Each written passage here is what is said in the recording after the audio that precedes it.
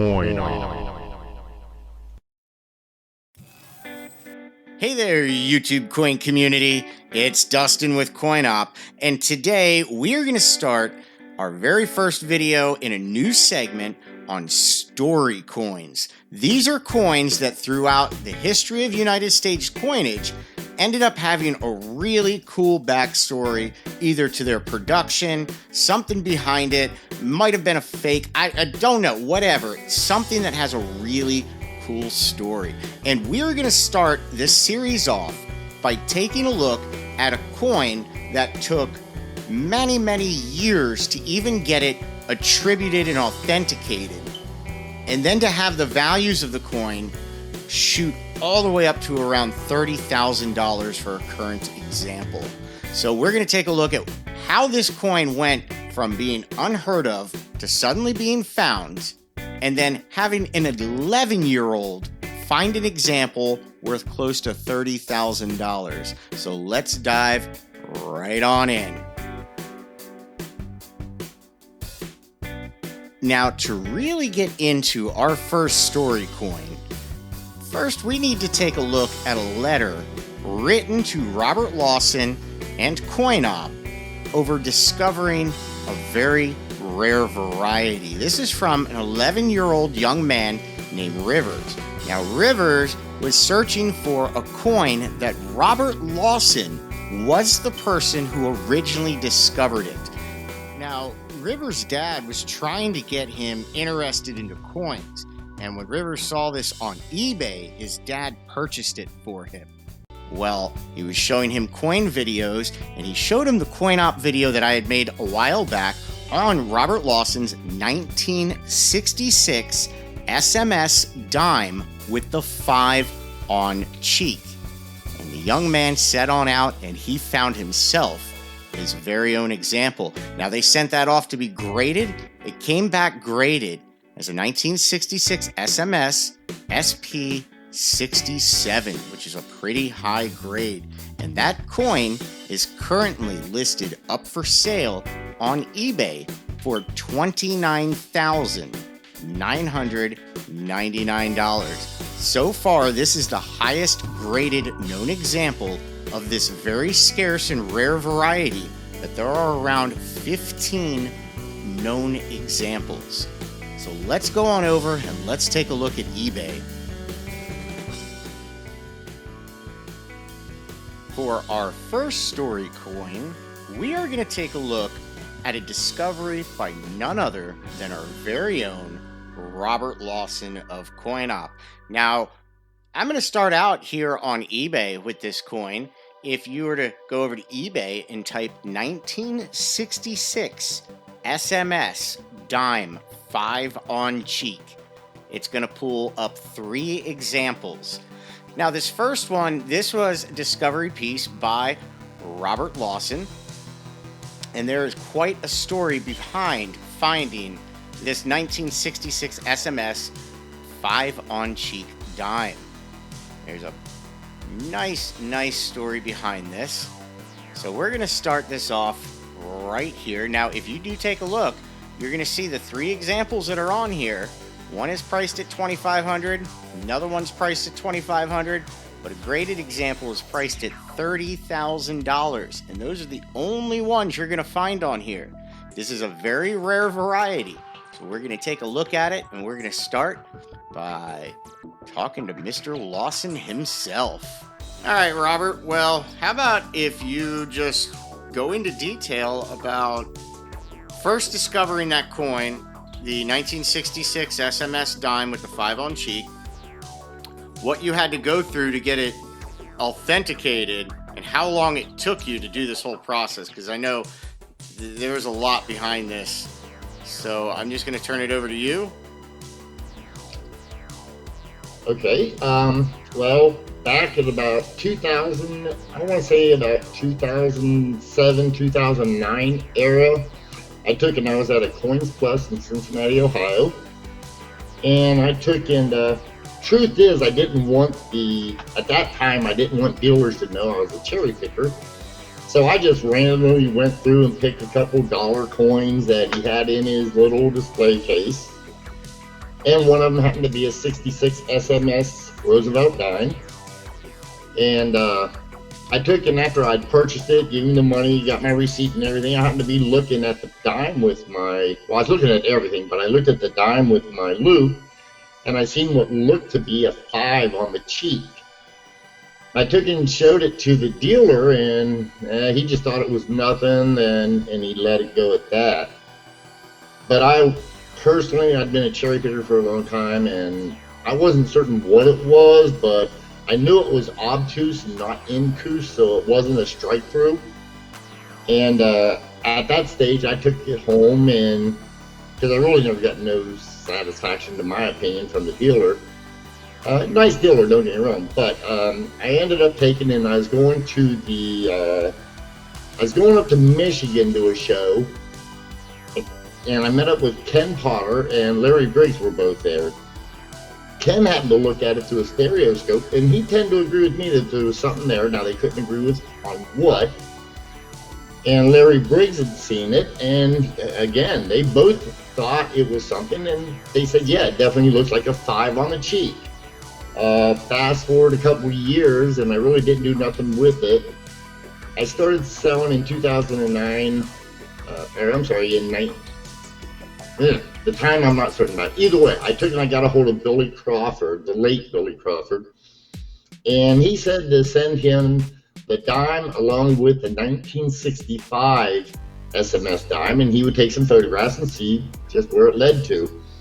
Well, we ended up taking the photographs, and he did an overlay of this 65 SMS on my 66, and it fit perfect. After that, it was sort of kind of just on to the races, but I only had one example, and I had really no proof. It could have just been an anomaly with just one die, and that was it. Even though being obtuse, I felt surely there had to be more because it was obtuse. It had to be in the die. It couldn't just be a random fluke. I took and I looked for years and years and years, and I couldn't find it. I mean, we're talking 15 years I was looking. I looked at well over 10,000 66 SMS Roosevelt dimes, and I couldn't find nothing until one day in about 2012, I happened to be at another coin store here in Cincinnati area, and somebody brought in a 66 SMS set. The dealer bought it. And I was just there, and I asked him if I could look at it. He said, yeah. And boom, there was my second example. And I looked at the dealer. I said, Phil, I said, I will give you 10 times whatever it is you just paid for this set to buy this set right here. And as it turned out, he says, here. He said, just do whatever you have to with it. And he just handed it to me. No money exchanged hands or nothing. And to me, that gave me gravity that it was genuine, because now I found the second example. Now, I had taken and I had that example. I felt it was good, and I was talking. I was a little excited. And another friend of mine, Richard Hanna, he took and he discovered the 1962 Deer to horizontal V. And he looked at it, and as soon as he looked at it, he says, I'll give you $500 for this coin. I told him, I said, thanks, but no thanks. I said, because I got to find out more about it. Fast forward a little bit, I took and I met up with Larry Briggs again. And seeing the second one, he agreed that he felt it was a 5. Plus, I also showed him the photographs that Billy Crawford had did. And I got the opportunity to meet with Bill Phoebus, who is one of the co-authors of the Cherry Picker's Guide. And me and him looked at it, and we discussed it a little bit at one of the shows. And I never even thought about it, but he said, he said, that reminds me of the 1952 proof Superbird Washington Quarter. I said, aha. I said, there it is. Something's going on there.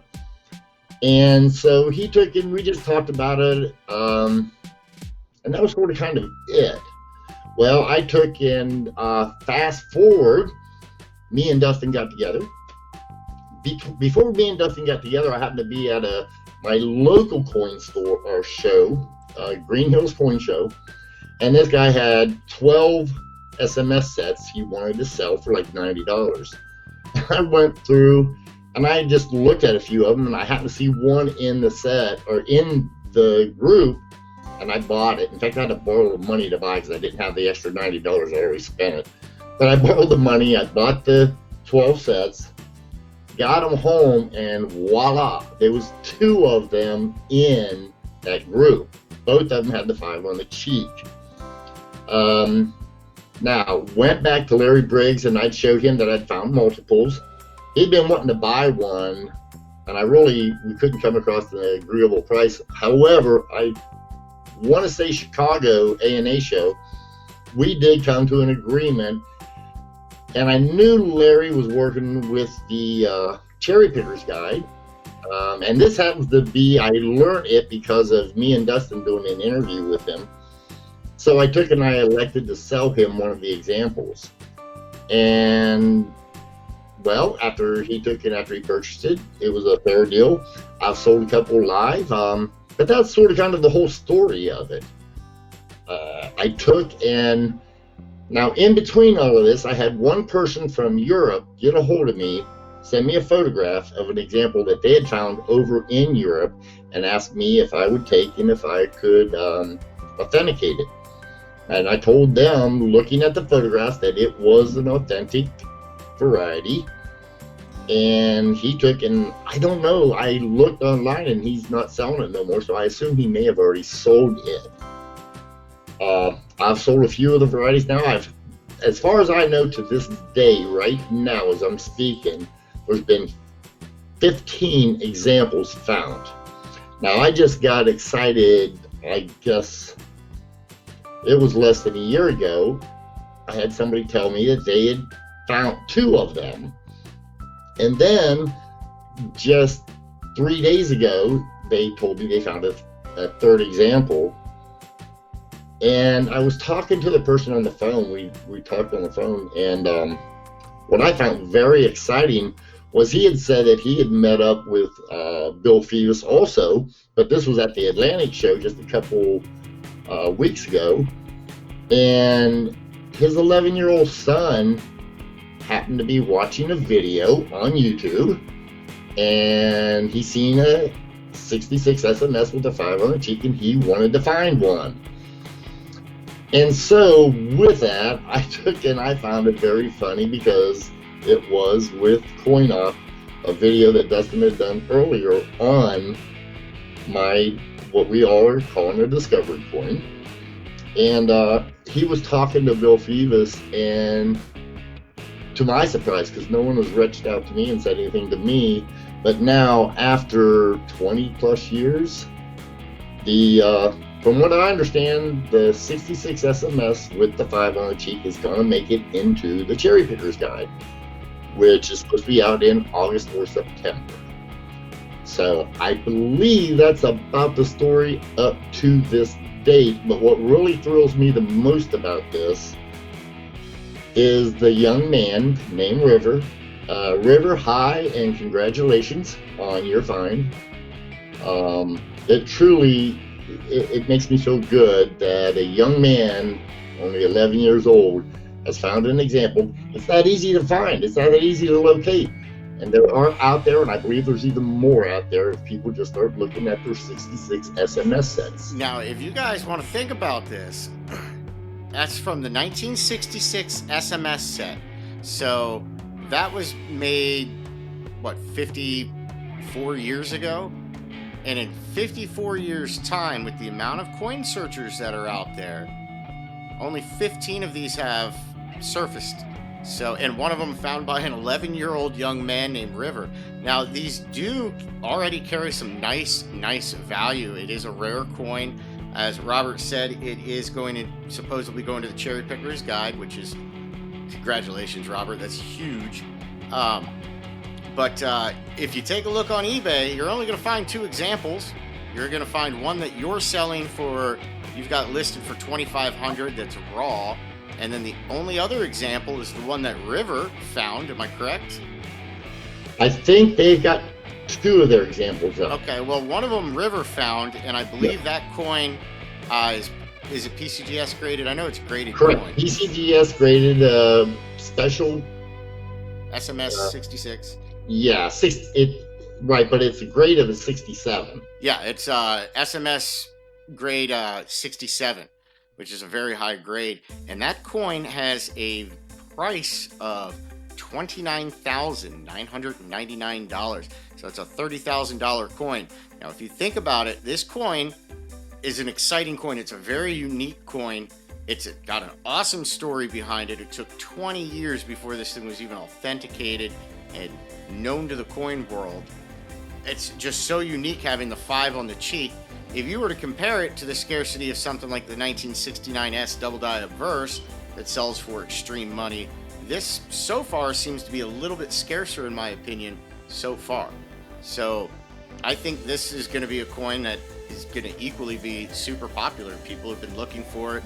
I've known lots of people that have been searching for one. I want an example. Everybody I know in the coin world that collects coins like we do want an example of it. So it's just a fantastic coin. It truly is, Robert. I took, and when me and Bill Phoebus had discussed the coin, and he told me that it reminded him of the 52 SMS set, I started doing some calculating. Now, granted, I ain't got a tinfoil hat on, so let's just call it speculation. But I was thinking from 1952 to 1966, that could be the lifespan of just one Mint employee. Who knows, maybe in 52 he just started and the movie Superman had just come out on TV, so maybe he decided to do something there. And then maybe in 1966 he was getting ready to retire, and maybe he thought that if Roosevelt had 5 years or 5 terms, that maybe he would change America. Maybe it was simply happy hours at 5 o'clock. I don't know. But it's sort of interesting that that time span would be within the scope of one person's career at the Mint, and the design, or the anomaly, I'll call it, is very similar. That's just a theory of mine, and I don't know how, it's like any other theory. It's just that theory. Well, it's not that far-fetched. There's been quite a bit of history of Mint employees intentionally altering coins. So, and the 1913 Liberty V nickel, prime example. They weren't even supposed to be made. I took, and now this is in the similar scenario, but I happened to take in 2000. I want to say, I don't know. You'd have to look it up. But the last time the ANA or Central States was in Cincinnati, I took and I worked the floor because of my coin club. I belong to the Cincinnati Business Club. And I had taken, and while I was working there, we helped set it up and everything. I got a chance to, let's say, more or less talk to the people in the background because I was always there. And I talked to one of the engravers for the Bureau of Engraving. And me and him was talking. And I said, I've heard stories that from time to time, you guys, with all that fine scratches that you put on these dies to make them, to make the plates, that every now and then you guys hide little messages, and only you and a handful of people know about it. And he looked at me, smiled, he said, officially I can't say that we have. He said, but I've heard that same story too, and it's most probably true. Well, I'll end up doing a video on it because I am going to do, this is going to be the first one in a segment of videos, but I'm doing, a segment on story coins that have just a fantastic story. So one of them, I believe off the top of my head, what is it, the 1875 Indian head cent with the dot reverse?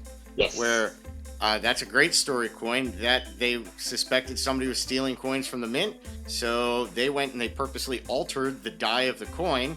And when they checked the Mint employee on his way out, if he had any of those coins that had that dot on it, they knew he was stealing.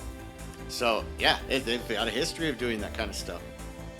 Yeah, and there's plenty of stories on different coins. Every coin has a story, and that's the neat part about it. I think it's just something that is wonderful, and it's always interested me. And not only that, the history. We don't know if somebody took and if somebody purposefully did this, but there's a lot of speculation, or we could speculate a lot, I should say. We could speculate a whole lot, but that's all it would be, is purely speculation. And you know where that gets us. Well, I'll tell you what, I'm real excited for River, and congratulations, River.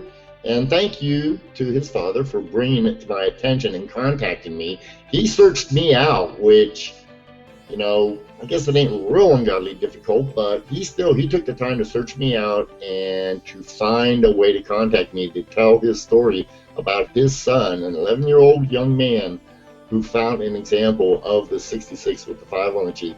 I think it's a great story, and congratulations, River. All right, Robert. Well, I'm going to let you go. I'm going to show everybody River's letter, and I'll talk to you later on, bro. Okay, thank you very much, and I hope you all have a good day, and happy hunting, everyone. Okay, YouTube coin community, just a heads up, if you were to head over to Amazon or onto Kindle, I do have a new book out called Undervalued Coins for Investing. Now, I recently did a video series, a 3-part video series on coins for investment, and that was the basis of this book. Now, this book goes into much greater detail about various coins that I feel you can get right now for very little money that is definitely going to increase drastically in value. Some of these coins you could get for a couple $100, and there's less than 200 known surviving examples. So those are only going to go up in value. So if you're into things like that, go over to Amazon, take a look at my book, check it out, order a copy for yourself. All right, everybody, just a heads up, the 37th Annual Greater Cincinnati Numismatic Exposition will be held Friday, July 17th and Saturday, July 18th from 10 a.m. to 6 p.m. Now, they are running an early bird special Thursday, July 16th from 3 to 7 for $40. It's an excellent price. Now, that is at the Sharonville Convention Center, so if you'd like to meet CoinOp, you want to go out to a coin show, this would be an excellent opportunity. We will be there. Robert Lawson, Florida, myself, we will be out there. So make your reservations now. Start booking Friday, July 17th and Saturday, July 18th, the 37th Annual Greater Cincinnati Numismatic Exposition. Now, I will post links to the eBay listings for this coin. There are 3 listings. One of them is Robert Lawson's. The 2 other ones belong to other people. One of them definitely belongs to Rivers, who sent us this wonderful letter. Now, if you would like to find one of these on your own, if you are an avid searcher, the only way that you can find these are in the 1966 SMS sets, the special mint sets. Now, when you go to a coin shop, just ask for a 1966 SMS set. They come in this little blue rectangle box. You're just going to take that box, open it up, slide out the plastic of coins, and use your loop and take a look on the cheek. If you look at that cheek and you find the 5 that matches one just like this example from Robert Lawson, well, you are on the money. So there you go. We definitely hope you enjoyed this video. I do have a question for everybody. Now, Robert Lawson posted in the CoinOp group on Facebook that he has this mint sewn bag of 1970s Lincoln cents. So this is a mint sewn bag straight out of the mint, unopened from 1970. It's 1970s. I've been trying to convince Robert Lawson that he needs to open up that bag and look for those 1970s double die obverses.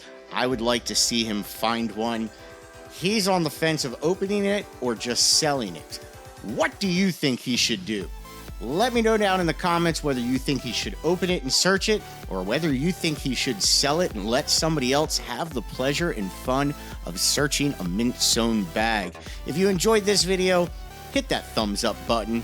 If you are not yet subscribed to our channel, click on that subscribe button.